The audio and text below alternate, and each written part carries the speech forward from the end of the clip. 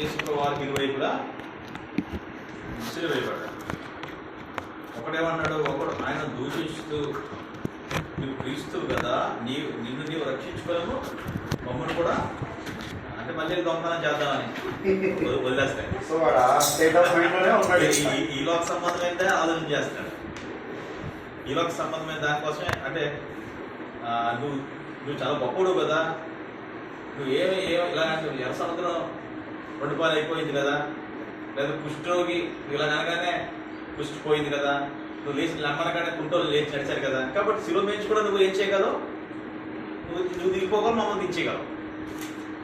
కాబట్టి దించేస్తే మమ్మల్ని దించేస్తే మా ఇష్టానుసారం ఈ లోకంలో మళ్ళీ మా చేసుకోవాల్సిన పనులన్నీ కూడా మేము సుఖంగా బతకడానికి ఏం చేసుకోవాలని చేసుకుంటాం, ఇంక్లూడింగ్ దొంగతనం కూడా చేసుకుంటాం మళ్ళీ దొంగగానే. దానికోసం ఆలోచన చేశాడు. అంటే యేసుప్రభు వారి పని అదే అనుకుంటాడు, ఇంకా సుఖంగా బతకడానికి. చాలామంది ఇదే ఆలోచన చేస్తారు, ఏంటి లోకంలో బతకడం, ఆశీర్వాదాలు కావాలి, దీవులు కావాలి, సుఖాలు కావాలి, లోకంలో అంతా ఈ లోకంలో బతికినంతకాలం బాగుంటాయి చాలు, అది యేసుప్రభు దానికోసమే వాడుకుంటారు చాలా. ఈ దొంగ కూడా అలాగే వాడుకోవాలనుకుంటాడు, బాగా సుఖంగా బతకడం కోసం వాడుకుంటారు యేసుప్రభు వారిని, లేక యేసుప్రభు నామాన్ని. యేసుప్రభు క్రైస్తవ మతంలో రావడం కూడా చాలా మంది దేనికోసం వస్తారంటే ఈ లోపల అన్నీ కూడా ఒక్క నష్టం జరగకూడదు, అంత సుఖం జరగాలి. యేసుప్రభు కోసం ఏం బాధలు పడకూడదు, నిందలు పడకూడదు, ఏ నిందలు మనకు రాకూడదు. ఏమంటే ఆయన నామాన్ని దానికోసం వాడుకుంటారు, అంటే లాభం కోసం వాడుకుంటారు. కొంతమంది సంఘాలకు వెళ్ళేది కూడా అందుకోసం వెళ్తారు. అంటే దేవుడి నుంచి ఏమొస్తుందా ఆలోచిస్తారు తప్ప దేవుడి నుంచి ఏం పొందుకోవాలా, ఏం లాభం పొందుకోవాలా, ఏం మేలు పొందుకోవాలా అని ఆలోచిస్తారు. కానీ దేవుడికి నేనేమి ఇవ్వాలి, దేవుడు నన్ను ఎందుకు రక్షించుకున్నాడు, దేవుడు ఎందుకు నన్ను ఏర్పాటు చేసుకున్నాడు, లేక ఎందుకు పుట్టించాడు, నేను దేవుడు పక్షాన చేయాల్సిన దేవుడి వైపుగా నేను చేయవలసిన విధులేంటి, దేవుడి విధులే మనం చూస్తాం తప్ప మనమేమిది, మన విధేంటి ఆయన పక్షంగా, ఆయన వైపుగా. ఇక్కడ దొంగ మాత్రం నువ్వే నాకు అన్ని ఇవ్వాలి. కానీ ఇంకోటి మాత్రం ఏమంటాడంటే, అసలే మనకైతే ఇది న్యాయమే, నిజమే కదా, ఇది న్యాయమే. ఎందుకంటే మనం దొంగతనం చేసాం, ధర్మశాస్త్రం కూడా చెప్తుంది కదా, దొంగతనం చేస్తే వాటిని రాళ్ళతో కొట్టి చంపాలని, అది న్యాయమే కదా. కాబట్టి ఎందుకంటే వాళ్ళు ఇంకా ధర్మశాస్త్రం కింద ఉన్నారు ఆ టైంలో. యేసుప్రభు శిలువలో మరణించిన అప్పటి నుంచి ధర్మశాస్త్రం పోయింది మాట, కానీ అంతవరకు ధర్మశాస్త్రంలోనే. అయితే రెండో వాడు మాత్రం దేనికోసం ఆలోచన చేస్తానంటే ఇలా ఇంకా బతకాలని ఆలోచన చేయడం లేదు. ఇలా అయిపోయి చేసిన పాపానికి చాలు, ఈ పాడు బ్రతుకు చాలు, కానీ దేవా నీ రాజ్యంలో ఉన్నాను. ఇంకా నాకు కూడా అలాంటి పరలోక సంబంధమైనటువంటి పరలోకం కోసం ప్రతి వ్యక్తి కూడా ఆలోచన కలిగి ఉంటాను. నేను ఈ లోకంలో ఎలాగైనా బతికేస్తాను, బాగా బతికేసిన వాళ్ళు ఉన్నారు, కోట్లతో ఆస్తితో బతికేసిన వాళ్ళు ఉన్నారు, ఏమి లేకుండా అడుక్కున్నాడు కూడా ఎవరైనా బతికేస్తారు ఈ లోకంలో. కానీ చనిపోయిన తర్వాత ఎక్కడ ఇది అదో. అందుకే ఇప్పుడు ఏమంటాడంటే నేడు నీవు నాతో కూడా పరదేశంలో నిత్యం లేదు. వెంటనే యేసుప్రభు దాన్ని అంగీకరించాడు. ఆ దొంగ అంగీకరించలేదు, కానీ దొంగదాన్ని యేసుప్రభు వారు మొదటి దొంగ యొక్క ఆశను దేవుడు తీర్చాలి అని దాన్ని శాంక్షన్ చేయలేదు, కానీ రెండో వాడి యొక్క కోరిక మాత్రం శాంక్షన్ చేసి దాన్ని అంగీకరించాడు. నేడు నీ శ్రేష్టమైన దేవుడు ఎప్పుడు ఇచ్చినా శ్రేష్టమైనది ఇస్తాడనమాట. బట్ బహుశా నువ్వు నేను దిగిపోతాను, శిలువ నుంచి నేను కూడా దింపేస్తాను, నీకు బాగా జరుగుతుంది, ఈ లోపల బాగా బతుకుతుందా అంటే నిజంగా ఫస్ట్ థింగ్ ఏంటంటే యేసుప్రభు బాగా బతకడానికి రాలేదు, దాన్ని మరణించడానికే వచ్చేద్దాం, శిలువ నుంచి కింద దిగడానికి రాలేదు. అన్నదే తప్పు, నువ్వు దిగిపోవడమే తప్పు అసలు కదా. ఎందుకంటే పేతురుని కూడా యేసుప్రభు గద్దించాడు. పేతురు ఒకసారి నీకు ఎవరికి వచ్చినా నువ్వు మాత్రం మరణించుకోవడం పొరపాటు ఏమన్నాడు, సాతానా దానికంటే. కాబట్టి పరలోక సంబంధమైన దానికోసం మన ఆలోచన. చక్కని మాటలు సహోదరులు మరి చెప్పారు, మరి యేసుప్రభు గారిని క్షమించారని. అలాగే రెండవ మాటగా మనం చూస్తే, మూడవ మాటగా యోహాను సువార్త 19:26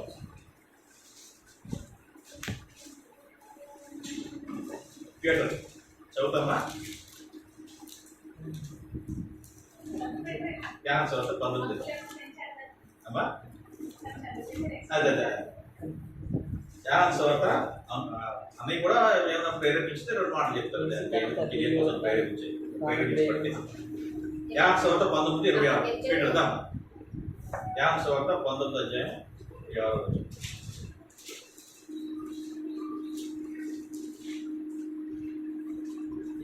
ఇక్కడ వచ్చాయి 19:26 యోహాను సువార్త 19:26 యేసు తన తల్లిని తాను ప్రేమించే శిష్యుడును దగ్గర నిలుచుండట చూచి, అమ్మ ఇదిగో నీ కుమారుడు అని తన తల్లితో చెప్పాను. తరువాత శిష్యుని చూచి, ఇదిగో నీ తల్లి అని చెప్పాను. ఆ గడి నుండి ఆ శిష్యుడు ఆమెను తన ఇంట చేర్చుకొని అటు తరువాత మీరేం చెప్తారా? ఆలోచన ఏమన్నా ఐడియాస్ థాట్స్ ఏమైనా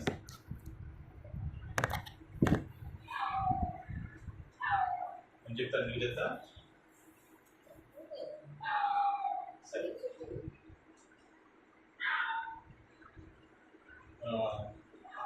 19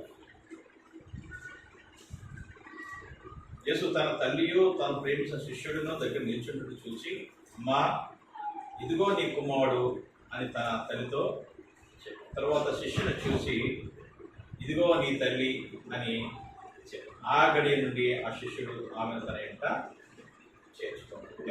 ఎవరు అమ్మ అన్నాడు ఆయన? మరి 25 వచనం, ఆయన తల్లియు ఆయన తల్లి సహోదరియు పాపా భార్య అయిన మరియయు మగ్దలేనే మరియయు యేసు శిలువ యొద్ద నిలిచుండేది. ఇక్కడ యేసు ప్రభువారి యొక్క తల్లి ఈమె మరియా. ఎవరండి? యేసు ప్రభువారి యొక్క తల్లి అయినటువంటి ఆయన తల్లియు అని ఫస్ట్ మాట్లాడుతుంది. ఆయన తల్లియు. కాబట్టి యేసు ప్రభువారు ఈ లోకంలో ఉన్నప్పుడు ఆయన కుమారుడుగా లేక మానవుడిగా ఏవైతే విధులు నిర్వర్తించాలో దాన్ని కంప్లీట్గా నిర్వర్తించినట్టు చూస్తుంది. ఒక కుమారుడుగా బాధ్యతలు ఏముంటాయి మనకి? కుమారుడుగా ఈ లోకంలో ప్రతి వ్యక్తికి కూడా దేవుడు బాధ్యతలు ఇచ్చాడు. పిల్లోడుగా ఉన్నప్పుడేమో తల్లిదండ్రుల మాట వినాలి. బిడ్డ పుట్టగానే యవన కాలం ఎదుగుతున్న కొద్ది చదువుకోవాలి. తల్లిదండ్రులు చెప్తారు అది చదువుకోమని, చదవాలి. విద్యార్థిగా చదవాలి. యవనస్తుడిగా ఆ సమయాన్ని బాల్య దశను నీ బాల్యమునందు అంటాడు దేవుడు. నీ బాల్యమునందు నీ సృష్టికర్త స్మరణ చేసుకో. తర్వాత మరి కొద్దిగా పెద్ద 19 సంవత్సరాలు 13 నుంచి 19 వరకు టీనేజ్ అంటారు కదండి. 13 నుంచి 19 వరకు టీన్ వస్తుంది. అందులో అతను బాధ్యత ఉంటారు. కొద్దిగా 19 దాటిన తర్వాత పెద్దోడు అయిన తర్వాత ఉద్యోగం చేసుకోవాలి, పెళ్లి చేసుకున్న తర్వాత మరి ఎవరి పట్ల భార్య పట్ల ఎలా ఉండాలి, బిడ్డలు పుట్టిన తర్వాత బిడ్డలోకి ఎలాగా వారిని మరి సాకాలి, ఏ విధంగా వారిని పోషించాలి, ఇవన్నీ కూడా దేవుడు ప్రతి ఒక్కరికి కూడా విధులు ఇచ్చాడు. మన విధులను మనం చాలామంది దేవుడు వారి విధులు మానేసి నేను ఎప్పుడు దేవుణ్ణే సేవిస్తాను, దేవుణ్ణే గమనిస్తాను అనుకుని ఇప్పుడు కొంతమంది కుటుంబాన్ని వదిలేసి సేవని వెళ్ళిపోతారు, కుటుంబాన్ని వదిలేసి చర్చని వెళ్ళిపోతారు. కొంతమంది స్త్రీలు అయితే భర్తను పట్టించుకోకుండా వెళ్ళిపోతుంటారు, చర్చకి వెళ్ళిపోతారు. ఏమిటంటే మీ దేవుడు అంటే నాకు ఎక్కువ, ఫస్ట్ దేవుడు అంటే నాకు కరెక్ట్ మంచిది కాదనలేదు. అదే సమయంలో నువ్వేం చేయాలి? నీ భర్త, దేవుడు నీకు ఇచ్చిన భర్తను ఎలాగా ఆయనకు కావాల్సిన అన్ని చూస్తూ, ఏ విధంగా ఆయన ప్రేమిస్తూ, ఆయన కొరకు ఏ విధంగా ఆలోచిస్తూ, ఒక రక్షింపబడకపోతే రక్షింపబడాలని ఆయన కోసం ఆలోచన చేయడం. అదే సమయంలో భర్త కూడా కొన్నిసార్లు ఏం చేస్తారని చాలామంది మనం చూస్తున్నాం, భార్య పెళ్ళైన తర్వాత భార్యను పట్టించుకోరు. నేను నా ఫ్రెండ్స్, నా ఉద్యోగం నాదే ముఖ్యం తప్ప ఇంట్లో నాకేం సంబంధం లేదు అన్నట్టుగా అంటే వారికి ఇచ్చినటువంటి వారికి ఇవ్వబడినటువంటి బాధ్యతలను వారు విస్మరిస్తారు. అది దేవుడు చెప్పలేదు, ఎక్కడ కూడా దేవుడు చెప్పలేదు. అయితే దేవుడిని మనం ప్రేమించాలి. అందుకనే దేవుడు 2 ఆజ్ఞలు ఇచ్చాడు. ఏంటో తెలుసా అండి, 10 ఆజ్ఞలు కూడా దేవుడు 2 ఆజ్ఞల కింద పెట్టాడు. ఏంటంటే నీ దేవుడైన యెహోవాను నీ పూర్ణ హృదయంతోనూ, పూర్ణ ఆత్మతోనూ, పూర్ణ వివేకంతోనూ, పూర్ణ బలముతోనూ ప్రేమించాలి. దేవుడిని ప్రేమించాలి. దేవుడి పట్ల చేయాల్సిన విధులు ఉన్నాయి. ముందు దేవుడికి ప్రథమ స్థానం. రెండోది దేనికి ఇవ్వలేదు. రెండోది నిన్ను వలే నీకు పొరుగువాడు, అంటే మానవుడి పట్ల. ఒకటి ఆ 10 ఆజ్ఞలు కూడా 2 ఆజ్ఞల్లోకి కుదించాడు కొత్త నిబంధనలు. ఒకటి దేవుడి పట్ల వేయించాలి, దేవుడిని ప్రేమించాలి. అదే సమయంలో దేవుడే నీకు ఇచ్చాడు మానవుడి పట్ల ఎలా వ్యవహరించాలి. దాన్ని కూడా విస్మరించుకోవడం, దాన్ని వదిలిపెట్టుకోవడం. అలాగని చెప్పి నేను మానవుడినే ప్రేమించమన్నాడు కాబట్టి మానవుడినే ప్రేమిస్తాను, నా తిండి, నా కుటుంబం, నా బ్రతుకు, నా స్వార్థం అని చెప్పి నాకేం విధులు ఉన్నా ఇవే చేస్తాను తప్ప దేవుడు అంటే నాకు లెక్కలేదు అనేటటువంటి తత్వం, అలాంటి ప్రవర్తన కూడా మనకి. అందుకని దేవుడు 2 కూడా. అయితే ఈ మానవుల పట్ల మన జీవితంలో బతకడానికి, మానవుల పట్ల మన జీవితంలో అన్నీ మంచిగా జరగాలంటే, అంత మనకు అనుకూలంగా ఉండాలంటే, సమస్తము మనకు మేలుకరంగా జరగాలంటే దేవునికి మొదట ప్రపంచుతాను. ఎందుకంటే సమస్తము చేసేవాడు ఆయన కదా. నేను నా జ్ఞానంతో నాకు చాలా తెలివితేటలు, నేను చాలా కష్టపడే వ్యక్తినండి. కాబట్టి నేను చాలా కష్టపడి మానవుల పట్ల ఏం చేయాలి, నా కుటుంబం పట్ల ఏం చేయాలి, నా భార్య పట్ల ఏం చేయాలి, నా భర్త పట్ల ఏం చేయాలి, నేను కష్టపడి సంపాదిస్తాను. కాబట్టి ముందు నాకు ఇదండి, నా కుటుంబమే ముఖ్యమండి, లేక ఈ లోక సంబంధమైనవే ముఖ్యమండి అని చెప్పి దేవుడిని వదిలేసామనుకోండి, దేవుడిని వదిలేస్తే నువ్వు తప్పు చేస్తావు. దేవుడు లేకుండా మన జీవితం ఏది కూడా మనము సాధించం అనే విషయం మనకు. కాబట్టి అందుకనే మొదట దేవుని నీతిని, ఆయన రాజ్యాన్ని వెదకండి. అప్పుడు నీ విషయంలో మానవుల పట్ల నువ్వేం చేయాలో అవన్నీ దేవుడు చేస్తాడు. మొదట ఆయన నీతిని, ఆయన రాజ్యాన్ని వెదకండి. అప్పుడు మరి మానవుల పట్ల నువ్వేమైతే చేయాలో, లోపల బతకడానికి నీకేమైతే కావాలో అవన్నీ కూడా ఇస్తాను. నా మటుకు నేనే చేస్తానంటే అది జరగదు. అందుకని అక్కడ అన్నాడు, ఏమంటుందో చూడండి, సామెతల గ్రంథం 3వ అధ్యాయంలో ఏమంటాడో చూడండి. సామెతల గ్రంథం 3వ అధ్యాయంలో, నేను జ్ఞానిని కాబట్టి నా జ్ఞానంతో నేను ఏదైనా చేస్తానో దేవుడితో సంబంధం లేదు అని అనుకుంటారంట కొంతమంది. 3వ అధ్యాయము 4వ వచనం. అప్పుడు దేవుడి దృష్టి 5వ వచనం చదవండి. నీ స్వబుద్ధిని ఆధారం చేసుకోక నీ పూర్ణ హృదయంతో యెహోవా యందు నమ్మకం ఉంచుము. నీ ప్రవర్తన అంతటి యందు ఆయన అధికారమునకు ఒప్పుకొనుము. అప్పుడు ఆయన చూసారండి, అంటే నా త్రోవ నేను సరళం చేసుకుంటాను అనుకోవచ్చు కదా. నాకు మంచి భార్య ఉంది, నాకు మంచి భర్త ఉన్నాడు, నాకు మంచి ఉద్యోగం ఉంది, నాకు మంచి అందం ఉంది, నాకు కావాల్సిన లోపల అన్నీ ఉన్నాయి, కాబట్టి నా త్రోవలను నేనే సరళం చేసుకుంటాను అని అనుకోవచ్చు కదా. అలాగా నీ వల్ల అయిపోతుందంటే అవుతుందా? నేను జ్ఞానిని కదా అని నీవు అనుకోవద్దు. యెహోవా యందు భయభక్తులు కలిగి చెడుతనం విడిచిపెట్టుము, అప్పుడు నీ దేహం నాకు. సరే, ఇక్కడ నాకు అర్థమవుతుంది ఏంటంటే మన విధులు మనం నిర్వర్తించాలి. అది ఒక బాధ్యత. మనం యేసుప్రభువు అదే చేస్తాం. ఏం చేస్తున్నాడు ఆయన? అంతవరకు తల్లింట్లో ఉన్నాడు, తల్లితో ఉన్నాడు. ఏమండి, 30 సంవత్సరాలు ఇంట్లోనే ఉన్నట్టుగా మనకు అన్నాం. 30 సంవత్సరాలు ఏం చేశాడు మనకి చరిత్రలో, బైబిల్ చరిత్రలో మనకి ఇవ్వబడలేదు.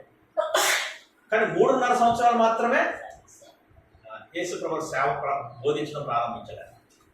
30 సంవత్సరాల వయసు ఉన్నప్పుడు ఆయన బోధించడం ప్రారంభించాడు అని చెప్పి 3.5 సంవత్సరాలు ఆయన పరిచర్య చేశాడు.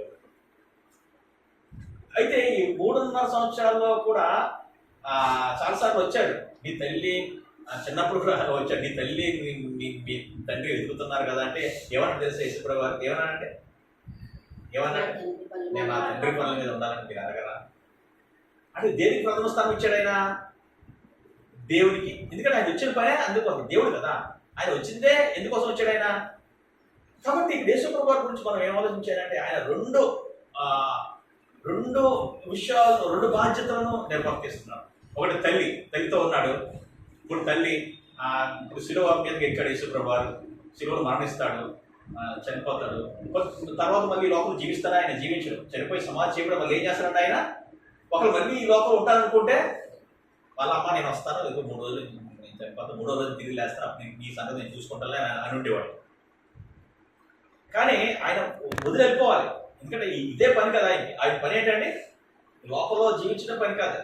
ఆయన ఇంకా ఉన్నతమైన పని ఉంది. అదేంటంటే గొప్ప రాజ్యాన్ని ఆయన మన కోసం. కాబట్టి యేసుప్రభు ఏం చేసిందంటే తల్లిని అలా అనాదిగా వదిలిపెట్టకుండా ఎవరికి అప్పగించాడు?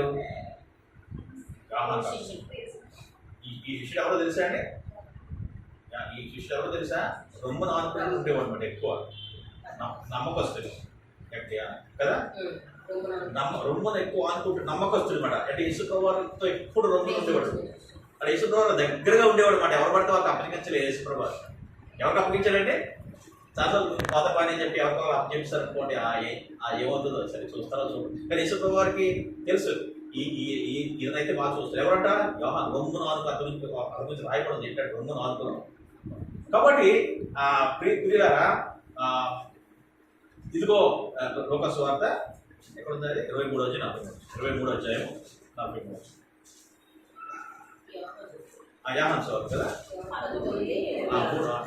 3వ మాట కదా, యాహాను 19:20. యాహాను సువార్త 19:26లో మనం చూసినప్పుడు అమ్మ లేదు తన తల్లి తాను ప్రేమించిన శిష్యుడి దగ్గర నుంచి చూసి అమ్మ ఇదిగో నీ కుమారుడు, ఇదిగో నీ కుమారుడు. అంటే ఇప్పుడు నేను వెళ్ళిపోతున్నాను, అయితే నేను చూసుకునే బాధ్యత నేను ఎవరికి అప్పగించాను? ఒక నమ్మకస్తులైనటువంటి యాహానికి అప్పగించాడు అనమాట. శిష్యుడు తాను ప్రేమించిన శిష్యుడు అందుకని ఈయన యాహా అన్నమాట. ఎవరి గురించి ఆ మాట రాయడు యేసుప్రభు వారు? యాహాను గురించి రాస్తాడు. తాను ప్రేమించిన రొమ్మును ఆనుకున్న, ప్రేమించిన శిష్యుడు ఇదిగో ఈ యొక్క యాహాన్ని చూసుకుంటాడు. తర్వాత శిష్యుని చూసి ఏమన్నాడంటే ఇదిగో నీ తల్లి, ఈ రోజు నుంచి నీకు తల్లి. అమ్మతో ఏమన్నాడు? ఈ రోజు నీ కుమారుడు నేను చూసుకుంటాడు. యాహాన్ని చూసి ఏమన్నాడు? శిష్యుని చూసి ఏమన్నాడు? ఈ రోజు నుంచి నీకు తల్లి. కాబట్టి అలా అప్పగించి, కాబట్టి మనం కూడా ఏం చేయాలంటే మనము కుటుంబాల మీద బాధ్యత కలిగి ఉన్న తర్వాత తల్లిదండ్రులను కూడా చూడాలి అనేటువంటి విషయం ఇక్కడ మనకు బోధపడుతుంది. ఎవరో ఒక తండ్రి అంట ఎవరు చాలా ఎక్కడో తండ్రిని సరిగ్గా కొడుకుండా ఎక్కడో తల్లి వీళ్ళు ఉండేది ఒక బంగ్లా అయితే అతను ఏం చేసినట్టు ఎక్కడో ఒక చిన్న గుడిసెలాగా వేసి ఆ తల్లిదండ్రులు అక్కడ పెట్టి ఒక చెప్ప పెట్టి ఆ చెప్పలో అన్నం పంపిస్తూ ఉండేవాడంట.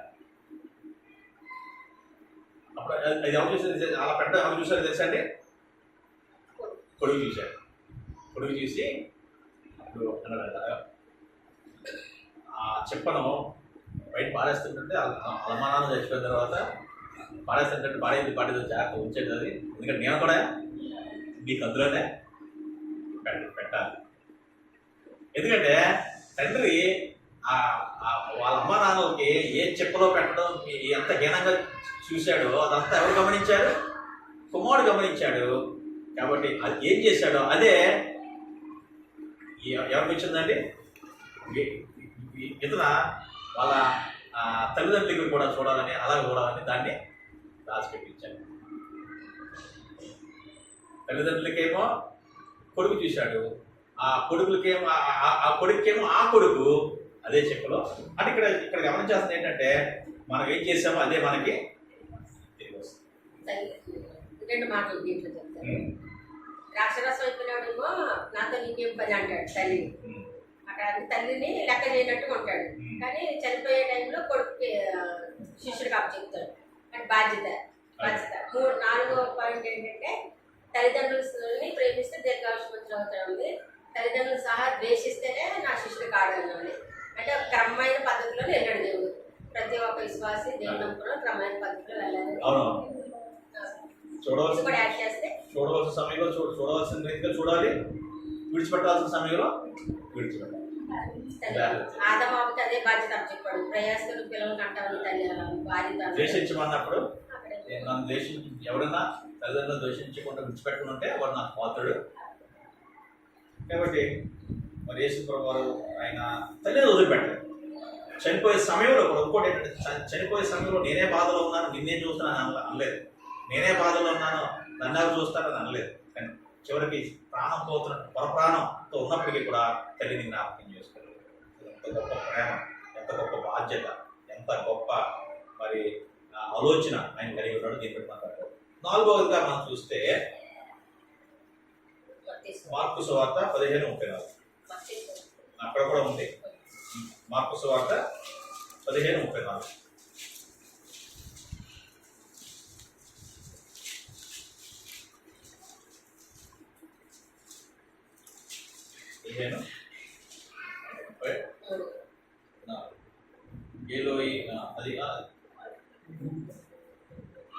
అది ఇంకో దగ్గర ఎక్కడ ఉన్నారు?